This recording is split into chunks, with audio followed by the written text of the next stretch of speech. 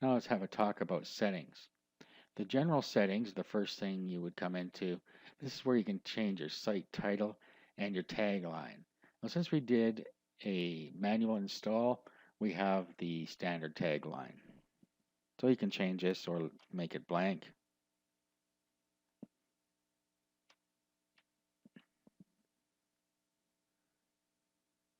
Okay, and then down here, these are the WordPress address and the site address. They can be different if you put your WordPress files in a different spot than your site resides. That's an advanced function. I'm not going to be going over that, but it is something you can do is separate the locations of the two. Okay, next your email address, and then if anybody can register. So if you're going to allow registration on your site, you can check that. Their default role, subscriber, you're usually not going to want to touch that. Next, you can set your time zone. So you can do it by UTC. You can also do it by location. And then down here, you can set the way your date and your time look.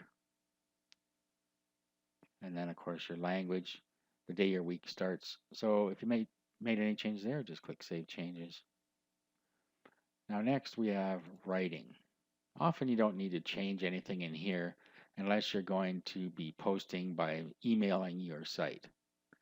Okay, so here you have convert emoticons to symbols, and then WordPress should correct any incorrect XHTML, your default category, and your default post format. It gets these from the theme, so your theme can have different post formats for the different type of content. And then you have press. This is just a little plugin you can put in there. If you're going to post via email, you can set that up here. And then you have a pinging service down here. I never touch any of this stuff. You can use it if you want. Now reading, we've been in here. This is where we set our home page up. I showed you that before.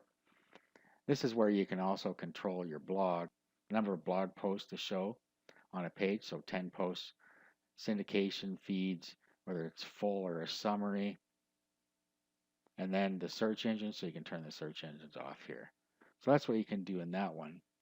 Now discussion. If you're going to use a blog, you may want discussion on or off. And if you're going to use a website, you probably want discussion off.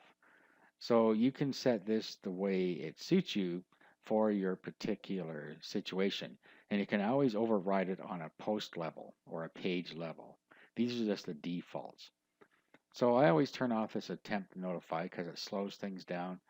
Allow links notifications. I always turn that off. Again, this is up to you.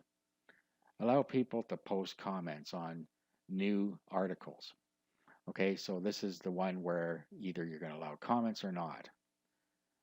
So I'm going to turn them off, and then we can turn them on a post-by-post basis if we want. And then down here, some control if you are allowing people to post comments.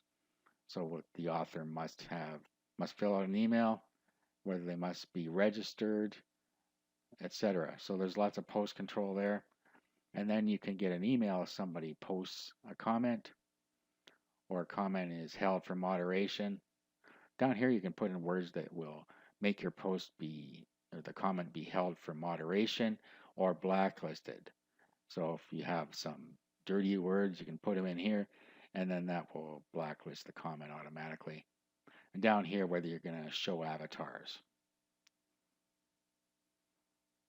Okay, let's keep going here. Media.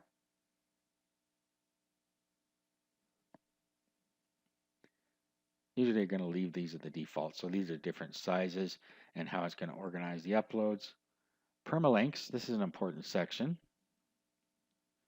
What this does is it tells your blog how it's going to create the URL to each post or page.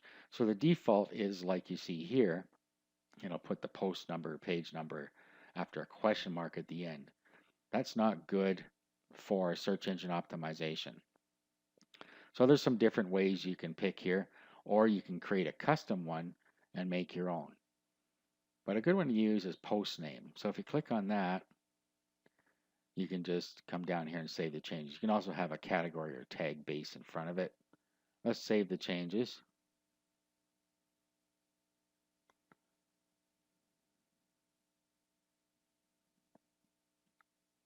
Okay, so now our URL will be the domain name slash the post name, which is the title. So that's good for search engine optimization. Now we have here XML sitemap, and that's because we installed the Google XML sitemap. Okay, so whenever you install a plugin, you will see the settings either inside the settings here, or it will put it somewhere else in this bar on the left. And it could even put it up in here. I think the all-in-one SEO pack is up here, so we'll get to that in a minute. Okay, so at this point we can set up the way we want the XML sitemap to work. I'm just going to leave it at the defaults. And then all-in-one SEO. So general settings. Okay, again, it's giving us some information up here. So you can subscribe. If you enjoyed the plugin and you're going to make a donation, you can click here. And then all the other things down here that you can change. This is to help you with your search engine optimization. I will usually put in a description here, and I'll put in some keywords for the front page. And then down here, you can change these if you want or not. I usually take the pipe out and the blog name out of all these and just have the page name and post name, etc. But again, you can leave them the way you want. Okay, and then you can just update down here. Go through the options and just see how you want that to work. Okay, so basically that is using the options. All right, in the next video, we're going to go over blog setup.